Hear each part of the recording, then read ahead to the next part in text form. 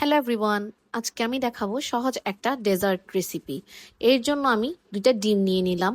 দেন ডিমে একটু লবণ মিক্সড করলাম। দেন ডিমটা ভালো মতো ফিটাতে হবে। এইটা বানাতে একদম সহজ। শুধু ডিম, দুধ, চিনি এই 3টা থাকলেই যথেষ্ট। এটা যেমন খেতেও মজা, তেমনি বানাতেও অনেক সহজ। সো আমি ডিমটা ভালো মতো ফিটাই নিব। ডিমটা ফেটানো হয়ে গেলে আমি একটা পাত্রে দুধ নিয়ে নিব। আমি এখানে 1/2 লিটার দুধ নিয়েছি। দুধটা ভালো মতো গরম দিয়ে নাড়তে থাকতে হবে যতক্ষণ পর্যন্ত ঘন হয়ে না আসে। এই ডেজার্টটা তোমরা একবার ট্রাই করে দেখিও, অনেক মজা, অনেক মজা।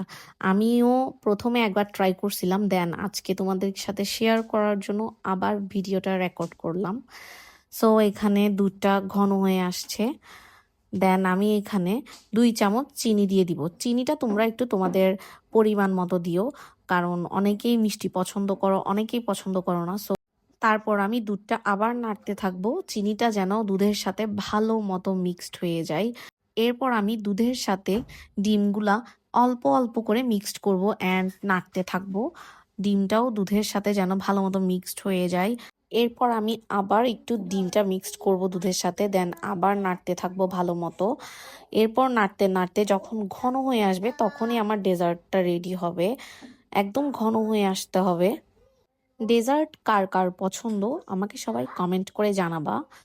এইরকম প্রায় 15 মিনিট ভালো মতো নাড়তে থাকতে হবে। এরপর ঘন হয়ে আসলেই আমি এখানে কয়েকটা কিশমিশ মিক্সড করব। তোমরা চাইলে এখানে ভ্যানিলা এসেন্সও দিতে পারো। আমার ভ্যানিলা এসেন্সের স্মেলটা অত ভালো লাগে না, এই জন্য আমি ভ্যানিলা এসেন্স ইউজ করি নাই। এই তো আমার ডেজার্টটা আস্তে আস্তে রেডি হয়ে যাচ্ছে। আর একটু ঘন হয়ে আসলেই আমি ডেজার্টটা নামাই ফেলবো। এই তো আমার ডেজার্টটা হয়ে আসছে। দেন আমি এখন এটা একটা পাত্রে নিয়ে নিব। এটা খেতে অনেক মজা, তোমরা সবাই ট্রাই করে দেখবা। Thanks for watching, by.